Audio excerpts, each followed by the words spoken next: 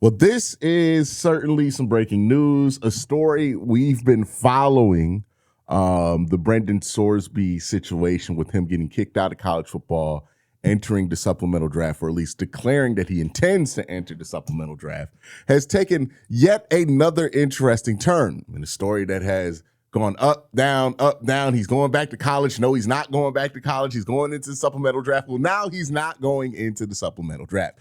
He has been denied entry into the supplemental draft by the NFL. The NFL has decided that they're not holding a supplemental draft, which means that there is no pathway for Brendan Sorsby to enter the NFL in 2026. Now, we're going to get into the deeper implications of this, some of the more specific reasons on why the NFL has ruled this way. But first, got to pay the bills. Got to thank my sponsor, PrizePicks. PrizePicks is a fun way to earn cash while you watch your favorite teams. No complex betting rules. Just pick more or less on a few player stats and lock in your lineup. Here are my picks for this upcoming season, AFC North edition. Jimmy Bernard, I have less than 475. This has to do with volume available in Pittsburgh's offense. Quincy Judkins, I have over 975. Browns improved line. I think the run game is going to be better with it. Chase Brown, under 900 yards. Joe Burrow equals less rushing yards usually for the Bengals offense. Mark Andrews, more than 475 yards. Lamar's going to need a safety blanket. Check to see if PrizePicks is available in your state. You could follow me on the app at Quinn_C to see all my lineups. Download the PrizePicks app today. Play $5 and get $50 in lineup to download the app using the link in the description. This is a huge ruling from the NFL. This is precedent setting. This is going to apply going forward. This is a big deal, what the NFL has said today. And it's important to note that, in my personal opinion, I think Brendan Sorsby's cooked. Like, I don't think there's a pathway for him to get. I know he's talking about legal action. We'll get to that when we do. But I just, for many reasons, think this is just going to be a big fat L for Brendan Sorsby. So let's look at it right here. We got the letter from Ian Rappaport's Twitter. This is the letter that the NFL has apparently sent Brendan Sorsby about his eligibility as far as the supplemental draft is concerned. We're going to read through the entire letter. Dear Mr. Sorsby, we have received your petition for special eligibility dated June 16th, 2026 petition. As announced earlier today, the league has elected not to conduct a supplemental draft this year. Under our collective bargaining agreement, the league retains sole discretion to determine whether it's appropriate to conduct a supplemental draft in any given year. The league has not conducted such a draft for several years, and prior to your submission, the league had no plans to do so this year, as no other player sought entry. Your petition, filed 3 business days before the deadline. It's a little... the NFL, that was a little spicy by the NFL, right? Without any supporting information or documentation, and only abandoning your recent litigation efforts to avoid NCAA sanctions, does not provide a basis for the league to alter those plans. The issues presented by your petition are too significant, too closely tied to the league's core integrity and interest to permit a meaningful review within the timeline presented. So right here, I think, is the chunk of the denial that's really specific, right? They're saying his petition, which was filed 3 business days before the deadline, without any supporting information or documentation, and only after abandoning his recent litigation efforts to avoid NCAA sanctions, does not provide a basis for the league to alter those plans. So basically, the NFL is saying, you did not give us enough time to go through your situation and to be able to make a effective determination on whether you should enter the league or not. So we're just not going to do it. That's part of what the NFL is saying. And also, they noted here, right, that not only did you file 3 business days, you filed late. Well, you filed close to late. without any supporting information or documentation, so nothing that can exonerate you. And then only after abandoning your recent litigation efforts to avoid NCAA sanctions. Remember what the ruling was with Terrell Pryor. The NFL does not allow itself to be a sanctuary from NCAA sanctions. Now, a lot of us, myself included, thought that this meant that they would hold a supplemental draft, but definitely suspend Brendan Sorsby. The NFL took a harder stance on this than I think most people predicted, which is saying, because you're trying to hold safe haven, you're trying to use this as a safe haven from the NCAA sanctions, we aren't going to hold the supplemental draft at all. That's significant, right? Because again, when you talk about legal action, right? In order for Brendan Sorsby to enter the league this year with any kind of successful legal action, he needs whatever the NFL is doing to be so wrong that it basically gets the NFL's decision thrown out quickly by a court. The NFL has laid this out in a way to where it's not going to get thrown out quickly, in my opinion. I'm not a lawyer, so take that for what it is. But, it doesn't seem like this could be thrown out quickly. This seems like it's going to take a significant amount of litigation, which usually means about a year, which at that point makes pushing for further litigation kind of pointless because that's what the punishment is, right? He's effectively suspended a year from the NCAA and from the NFL, and they have deemed his situation serious enough to be able to do that. And look, the NFL doesn't have to actually suspend him. They can just say that we're not going to hold that draft. And that's well within their right. The courts can't force the NFL to hold a supplemental draft, given that the NFL does not hold it annually. And they aren't required to hold it. Nothing in that CBA forces the NFL to hold a supplemental draft. Here's another dynamic to this to think about. Because people are like, well, the CBA. The thing is that the CBA is the collective bargaining agreement is made from players who are already in the league. So when that's the case, there's not going to be that much protections from people who are trying to enter the league, right? Think about it as just employees, workers, right? There are a bunch of workers who want their positions protected, and they're probably not going to put a bunch of protections in for people who would come in and eventually take their jobs, right? So there's not going to be a lot in the CBA to protect him. And the NFL knows this, and they're taking full advantage of it. The sole reasons identified in your petition for seeking entry into the supplemental draft are that you've been declared ineligible by the NCAA and have exhausted all your avenues to continue in the NCAA and want to play in the NFL. The petition provides no information regarding the basis for the timing of the NCAA's decision.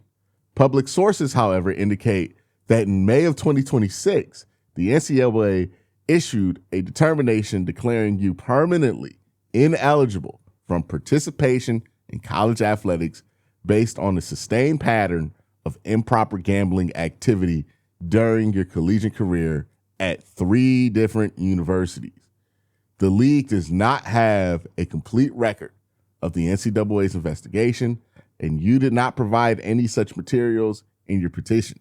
Available information nonetheless indicates over the course of your collegiate career, you knowingly engaged in repeated significant violations of NCAA rules designed to preserve the integrity of athletic competition.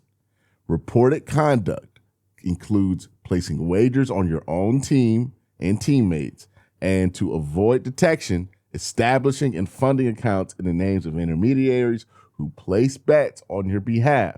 So not only were you breaking the rules, you knew you were breaking the rules and did things to try to not get caught, right? Because you knew you were breaking the rules. So you can't even claim ignorance here. There are also reports that you have violated state criminal laws, underage gambling, That's a part of this that has not been talked about too much. He was 18 when he placed those bets. Most states have the gambling limit at 21. So he was violating at least Indiana state laws and probably Ohio state laws. Was he 20 in Ohio? He was 21 when he was with Cincinnati. All right. Your petition does not address, nor does it demonstrate accountability for your conduct or indicate whether or how you would adhere to the league's new rules of competition. Instead, even after receiving notice of the NCAA's decision to rescind your college eligibility in May, you sought to avoid the consequence of that determination through litigation rather than accepting responsibility for your action and pursued entry into the NFL only after abandoning those efforts. As Commissioner Goodell has emphasized, participation in the NFL is a privilege that carries significant responsibilities, including accountability. By all accounts, you are a talented player with a potential future for success. We encourage you to focus on preparing for entry through the 2027 annual draft. Sincerely, Lawrence P. Fasani Jr. Whoo! They basically threw the book at him. He's suspended for a year. There's really nowhere he can go here in major football, right? He can't play in the NCAA. That ruling is standing, right? And there's nothing he can do to enter the NFL. I know that Jeffrey Kessler, his attorney, put this out here, right? That he says this is a violation of the NFL CBA and the law and will pursue immediately with the NFLPA. I highly doubt that this is going to work. One, the NFL's not the NCAA in court, right? The NCAA, they're terrible in court. They drop L's all the time in court. The NFL, nah, it don't happen as much. We've talked about this. I remember with the Deshaun Watson situation. Could it go to court? Will it go to court? All of these things, right? The NFL crosses its T's, dots its I's. They have better lawyers than the NCAA. They have more money than the NCAA. And also, like, if you're Brendan Sorsby, between the gambling, between the lawyer fees, at some point you just got to chalk it up an L and save whatever money you got left. Now, I don't know if the guy comes from money, and I would assume the amount of money that he was gambling at 18 years old, that he has to come from money, because where else is he getting that money from? That becomes a bigger part of this story. But at some point, you just got to chalk this up as an L. Brendan Sorsby entering the supplemental draft might have been interesting, but now at this point, it's a nothing burger. It's not going to happen. They're not going to hold a supplemental draft. The courts are very unlikely going to force them to hold a supplemental draft. And I don't know, unless the courts for Brendan Sorsby, who is definitely guilty of everything he's been accused of, right? Like that's the underlying current of this whole thing. There is no question of whether he's guilty or not, right? With other stories with the supplemental draft, there's been a question of if he's guilty or not. And we're speaking from a legal perspective. You can say that what he's guilty of is not as serious as other things that have been in questions with other NFL players. And I would agree with you. But the truth is that regardless of that, there are rules, and Brendan Sorsby definitely broke those rules. We don't have to say allegedly gambled. We say he gambled, right? Like, it's provable. He definitely did it. He's not even denied that he's done it. He just doesn't want to get suspended for it. And I think that's probably the part of it that pissed the NFL off the most, right? That he didn't, it appears from this letter. And look, this might lend some insight into what teams might have dug up when they did their research on him, right? Because I've talked about this with Brendan Sorsby. Talent-wise, 3rd round pick, 4th round pick in the supplemental draft makes sense. But you have to do your research on him to see if this is somebody who made a mistake and needs a second chance, or is this somebody who does not realize that they messed up, right? And it seems like the NFL feels like the latter is true with Brendan Sorsby. They feel like this is not just a kid who made a mistake and, wants to do better now. This is somebody who does not realize the consequences of their actions, right? Like this is somebody who thinks they're above being of the consequences there. And that's what they clearly state in the last third of this letter. They said you didn't show remorse. You didn't apologize in your letter. You didn't try to assure us that you have fixed things. You didn't even accept guilt in your letter. And you're just asking us to give you a clean slate. This letter reads as if the NFL was offended by Brendan Sorsby's petition, quite frankly. And I think that's why they don't want to hold a supplemental draft. Maybe if he was a little bit more remorseful, maybe if he had just originally accepted the suspension, and then once he got banished from the NCAA, decided to do this, maybe if it felt less like he was just consistently trying to maneuver through the rules instead of just accepting what had happened. Maybe if he had been the person to blow the whistle on himself, right? Before the article comes out about his gambling. But it seems like the NFL's like, no, you tried to cover this up. You tried to hide around these rules. Then you put your petition in. The timing of it is suspect. And you're not really in this petition indicating that you have any remorse for what you did. So no. And look, if the Browns had did their research and, talent-wise is one thing, but if they had looked into his character and thought to themselves, this is somebody who has no remorse for what they did, then they should stay away. Even if he's available in the draft in 2027, they should stay away, right? That's another thing from Ian Rappaport here. Brendan Sorsby cannot sign as a free agent. He can play in other professional leagues, but not in the NFL in 2026, based on this news. So no NCAA football for him. No shot at playing in the NFL. So what does Brendan Sorsby do now, right? Does he just chill for a year, not play any football, and do a pro day and hope people remember him? Maybe that's what he does. He wouldn't be the first player to have sat out a year, only do pro days, and then have success in the draft. That's happened before. But that worked for I think Jamar Chase is somebody who did something similar to that, right? I really don't think that's going to work for Brendan Sorsby, right? He was already, in my books, late day 2, early day 3. He's probably going to be firmly day 3. And that really depends on what people think of how he handles this year off, right?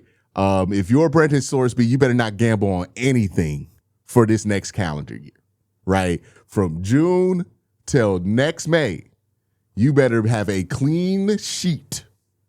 Nothing suspicious, nothing that can look like gambling can be there, right?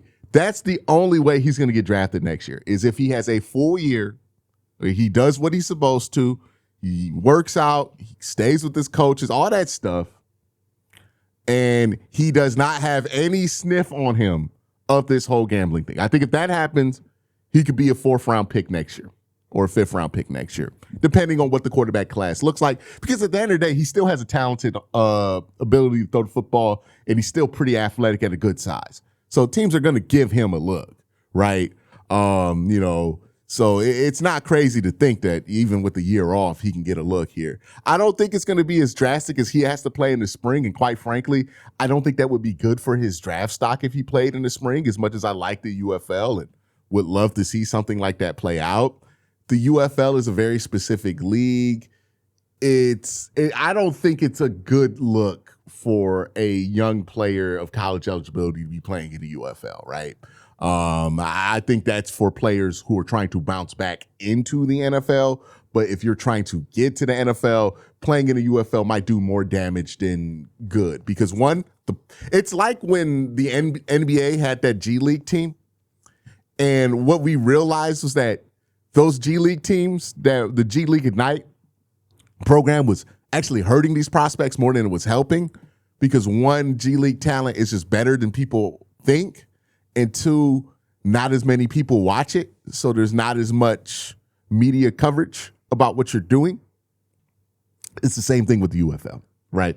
If you're Brendan Sorsby, I would probably stay away from the UFL, especially since they don't play until next spring. Which means you might as well just do your pro day at that point. So I don't think he should do UFL. I don't think he should, maybe he tries to play, I don't think he should play arena football or anything like that. Can he do NAIA? Like junior college? Maybe that. But honestly, if you're him, the game plan for Brendan Sorsby at this point, just chalk up the L. You're not getting into the NFL this year. The NFL has made that very clear. And even if you win a battle here or there, the NFL will fight you back. And the NFL has more resources. And ultimately, the NFL is not the NCAA. What they say matters. And you're not going to win that battle with the NFL. So I would just chalk up the L and spend from June to April just making sure that when teams look into you to draft you next year, you have nothing recent in your gambling. Delete all the apps off your phone. Do what you need to do. Stay away from it. Prove that, yeah, you were at one point addicted, but you are on the right path away from this. Do some charity work. Let people know that your character's not terrible. You know what I mean? Just start doing some charity work. Volunteer some places. Work out all year. And just try to wrap a clean sheet, because the NFL basically said, we don't want to let you in because we don't think you're remorseful about any of this. And we definitely think you're guilty. And the thing with Brendan Sorsby is that everybody thinks he's guilty. Nobody thinks he's innocent. I thought he would just get suspended by the NFL, but apparently the NFL did not think he was remorseful enough to warrant a suspension. They said, nah, we're just gonna not even hold this draft. Fascinating update, and probably the last update to this Brendan Sorsby situation for at least this football season, because I don't see there being a break in it for him. If there is, we'll talk about it, but that's my thoughts. Let me know your thoughts in the comment section down below. Y'all have a great day. Have an even better night. Peace.